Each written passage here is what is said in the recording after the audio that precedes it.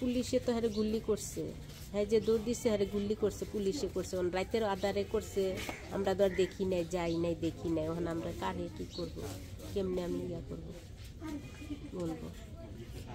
আর দেখছি একমাত্র আল্লাহ, আল্লাহ ছাড়া দেখেও দেখে না। আমার ছেলে তো অন্যায় করে নাই, আমার ছেলে তো ইয়াভাবে চলতে চাইছিল, তাহলে এটা কেন জনগণ দিবে না? আমার ছেলে তো নিষ্পাপ ছেলে, গুল্লি খাইয়া ফেলছে, ওদের ইচ্ছা করে যায় নাই, আল্লাহ তো ইচ্ছা করে নেয় নাই, হায়াত তো আরো আল্লাহ বাড়াই দিতেও পারতো, আরো তো হায়াত থাকতে পারতো, মাত্র শিশু বাচ্চা আমার, ওর কি মরার বয়স হয়েছে। রবিবারে রাতের 8টার দিকে গুলি খেয়েছে, আমি জানতে পারছি 11টা সাড়ে 11টার দিকে, তখন আমি গেছি, যাওয়ার পর আর কি আমার সাথে কথা হয়েছে, রাতের 3টা 15-এর দিকে আর কি মারা গেছে, রবিবার ভোর রাতটা আর কি। আর এমনি গুলি খেয়েছে কোন জায়গায়? গুলি খেয়েছে হলো গোপীবাগ রেল গেটের ওদিকে। ওকে থাকতো কি মেসে নাকি ওখানে? জি ওইখানে মেসে থাকতো। সকালে ফোন দিছিল, বলছে যে ইয়া করছে আম্মু আপনার শরীর ভালো নেই, আমি বলছি হ্যাঁ, তারপর বলছে যে আপনি ঠিক মতো খাওয়া দাওয়া করেন। আমি বললাম যে বাবা ঢাকা না গন্ডগোল লাগছে, চলে আসো না। মা এখন তো যাওয়া সম্ভব না, ওই নতুন ওর চাকরি ছিল না, মানে কোম্পানির মাধ্যমে এই চাকরিটা ছিল না, নতুন করে জয়েন হয়েছিল 25 তারিখ থেকে, মানে চাকরিটা করলো, কাগজপত্র নিয়ে জমা দিচ্ছি। তারপর বলছে যে আম্মা আপনি চিন্তা করেন না, আমি আসি, আমি বের হইব না, ঘরেই থাকবো, আপনি এখন যাওয়া যাবে না, আপনি টেনশন করেন না। ওই ইয়া করছে আর কি, এই বলছে। তো আবার বিকালবেলাও দিছিল জাম্মা আপনি বলে আমার বোনের ছেলের কাছে ফোন দিছে, ওই এনে ফোন দিছে, কইছে জাম্মা আপনি বলে ইয়া করছেন, কান্নাকাটি করেন না, আমি ভালো আছি, আমি ভালো থাকবো, আপনি দোয়া করেন, ঠিক মতন রান্না করে খাইয়েন, রান্না বান্না করে খাইয়েন, ওষুধ আইনা খাইয়েন। আপনার ওষুধ আনছি না? আমি বলছি না বাবা, ওষুধ তো আছে, তো আবার ওষুধগুলো ঠিক মতন আন্না খাওয়া দাওয়া করেন, এটা বলছে।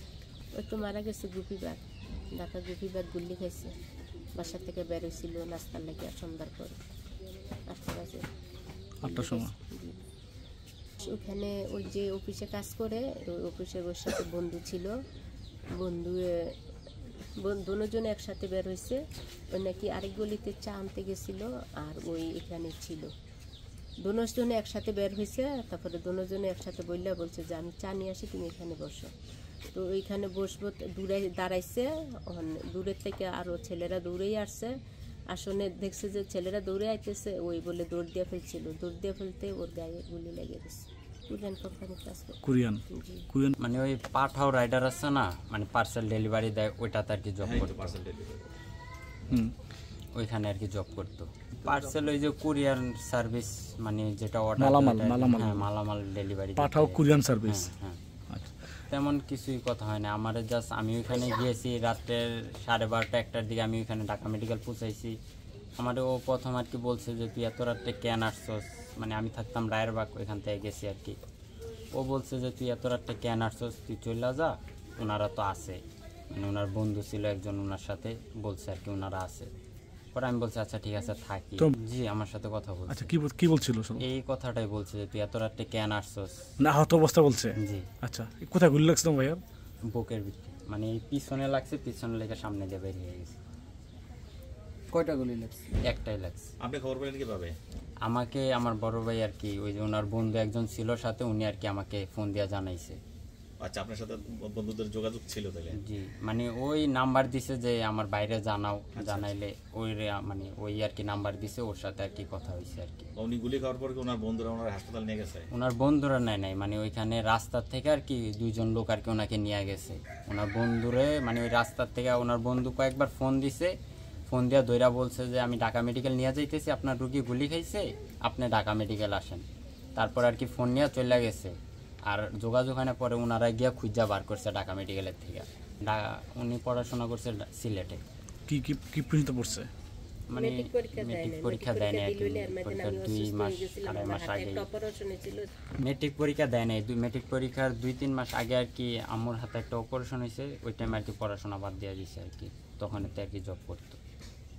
লেখাপড়া বাদ দিল কি সংসারে হাল ধরার জন্য? জি লেখাপড়াই তো, মানে ওর মেট্রিক পরীক্ষার 2 থেকে 3 মাস আগে আম্মুর হাতে একটা অপারেশন হয়েছে, এই কারণে আর কি সংসারে হাল ধরার জন্য আর কি পড়াশোনা বাদ দিচ্ছে। বাবা মারা গেছে, আমরা ছোট ছিলাম তখন আর কি। 3 বছর আচ্ছা তখন মারা গেছে। কিভাবে মারা গেছে উনি? তানি মারা গেছে মানে কি তানি নিখোঁজ হয়ে গেছে, তানি খোঁজ খবর পাইছি না। ভাইয়েরা শত্রু ছিল, সেজন্য মানে ডাইকা নিয়ে গেছিল, আর আসে না, আর খোঁজ খবর পাইছি না।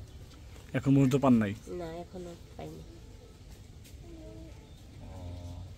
কি এই যে আমি তো ঢাকায় ছিলাম আমার ছেলেদেরকে নিয়ে, ওরা মাদ্রাসায় পড়াইছি। যখন এরা একটু বড় হয়েছে ওদেরকে কাজ দিয়ে দিয়েছি, আমি কাজ করতাম।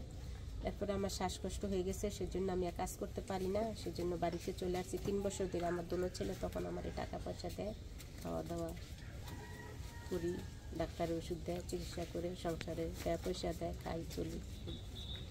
আপনার স্বামী মোহাম্মদ আলী। আচ্ছা, মোহাম্মদ আলী। তাহলে ঢাকাতেই নিখোঁজ হয়েছে না বাড়িতে?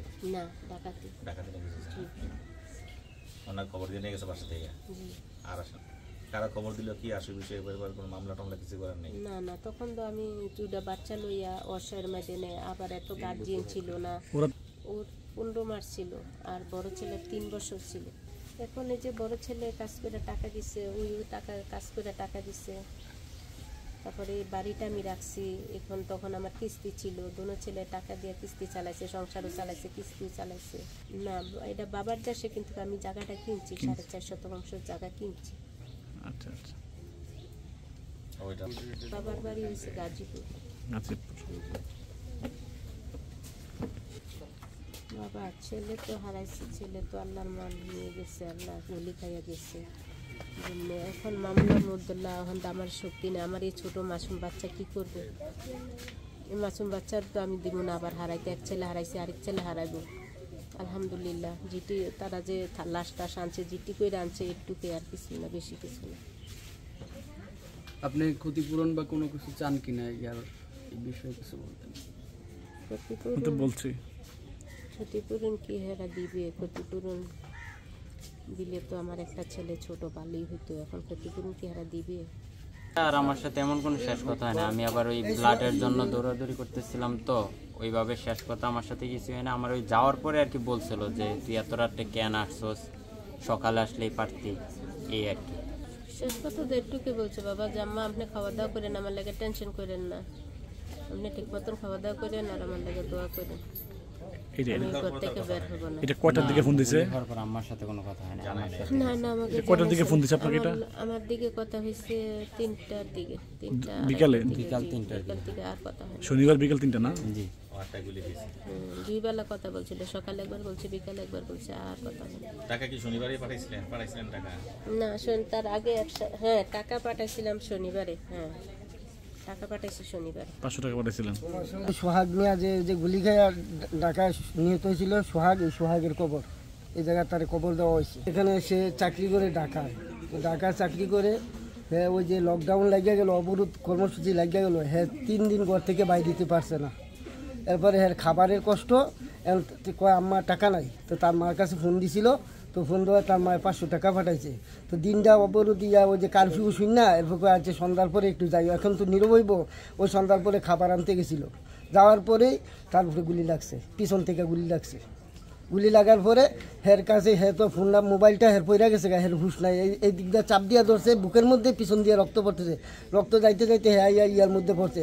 এরপরে তার পাশে এক বন্ধুরে কইছিল যে একটা মুখস্থ নাম্বার আছিল, ওই নাম্বারে ফোন দিছে তার, যারা তার সাথে চাকরি করে একটু দূরে, ওই হেরা তারপরে তার মেডিকেল লইয়া গেছে, প্রতিক্রিয়া লইয়া গেছে মেডিকেল থেকে ফোন দিছে নার্সের মোবাইল দিয়া তার বন্ধুরারে, তারপরে বন্ধুরা গিয়ে করছে। এরপর আমরা শুনতে পারছি রাত্রে যে হ্যাঁ গুলি খাইছে।